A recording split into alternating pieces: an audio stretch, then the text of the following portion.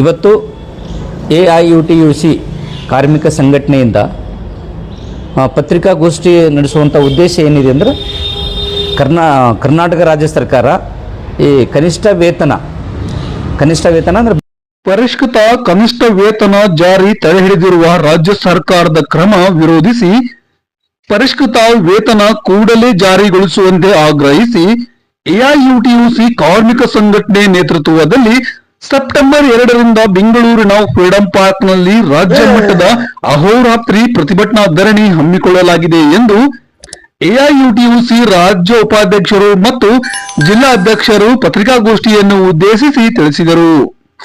ಕಾರ್ಮಿಕರ ಸುದೀರ್ಘ ಹೋರಾಟದ ಫಲವಾಗಿ 2026 ಮೇ 22ರಂದು ರಾಜ್ಯ ಸರ್ಕಾರ 81 ನಿಗದಿತ ಉದ್ಯೋಗಿಗಳಿಗೆ ಪರಿಷ್ಕೃತ ಕನಿಷ್ಠ ವೇತನದ ಅಂತಿಮ ಅಧಿಸೂಚನೆ ಹೊರಡಿಸಿದೆ. ಆದರೆ ಉದ್ಯಮಪತಿಗಳ ಒತ್ತಡಕ್ಕೆ ಮಣಿದು ಸರ್ಕಾರ ವೇತನ ಜಾರಿ ತಡೆ ಹಿಡಿದು ಮರುಪರಿಶೀಲನೆಗಾಗಿ ಸಂಪುಟ ಉಪಸಮಿತಿ ರಚಿಸಿರುವುದು ಕಾರ್ಮಿಕ ವಿರೋಧಿ ಧೋರಣೆ. ವೇತನ ಹೆಚ್ಚಳದಿಂದ ಸರ್ಕಾರಕ್ಕೆ ಆರ್ಥಿಕ ಹೊರೆ ಬೀಳುತ್ತದೆ ಹಾಗೂ ಕೈಗಾರಿಕೆಗಳು ಹೊರರಾಜ್ಯಗಳಿಗೆ ವಲಸೆ ಹೋಗುತ್ತವೆ ಎಂಬ ವಾದ ತರ್ಕಬದ್ಧವಲ್ಲ. ಕೈಗಾರಿಕೆಗಳ ಬೆಳವಣಿಗೆಗೆ ಮೂಲ ಸೌಕರ್ಯ, ವಿದ್ಯುತ್, ಸಾರಿಗೆ, ಮಾರುಕಟ್ಟೆ ಹಾಗೂ ಕೌಶಲ್ಯಪೂರ್ಣ ಕಾರ್ಮಿಕರ ಲಭ್ಯತೆಯು ಪ್ರಮುಖವಾಗಿದೆ.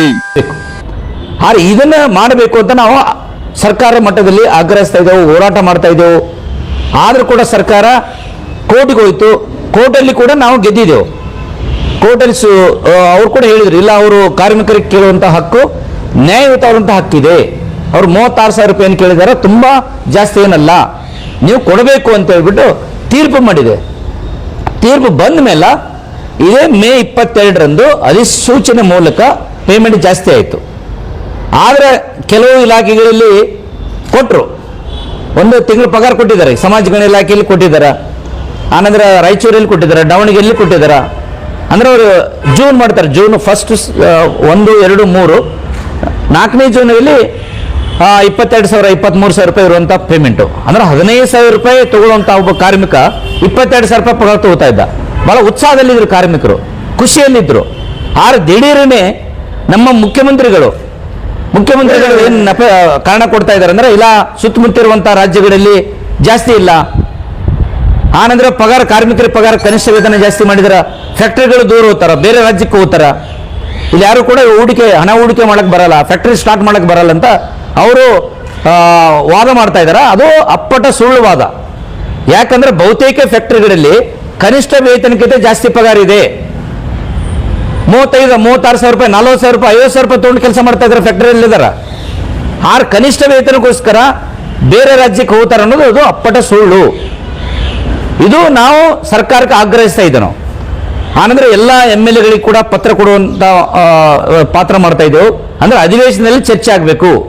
ಯಾಕಂದ್ರೆ ದುಡಿಯುವಂತ ಕಾರ್ಮಿಕರು, ಯಾಕಂದ್ರೆ ಸಂಪತ್ತು ಸೃಷ್ಟಿ ಮಾಡ್ಬೇಕಾದ್ರೆ ಕಾರ್ಮಿಕರು ಬಹಳ ಮುಖ್ಯ.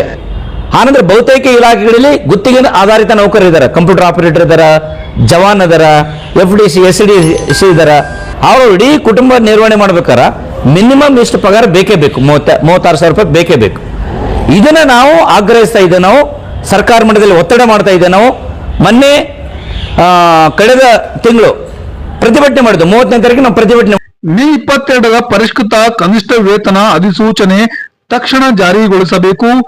ವೇತನ ಜಾರಿ ತಡೆಗಾಗಿ ರಚಿಸಿರುವ ಸಂಪುಟ ಸಮಿತಿ ರದ್ದುಗೊಳಿಸಬೇಕು ಹಾಗೂ ಕಾರ್ಮಿಕರಿಗೆ ಬಾಕಿ ಇರುವ ವೇತನ ವ್ಯತ್ಯಾಸ ಕೂಡಲೇ ಪಾವತಿಸಬೇಕು ಎಂಬುದು ಸಂಘಟನೆಯ ಪ್ರಮುಖ ಆಗ್ರಹ.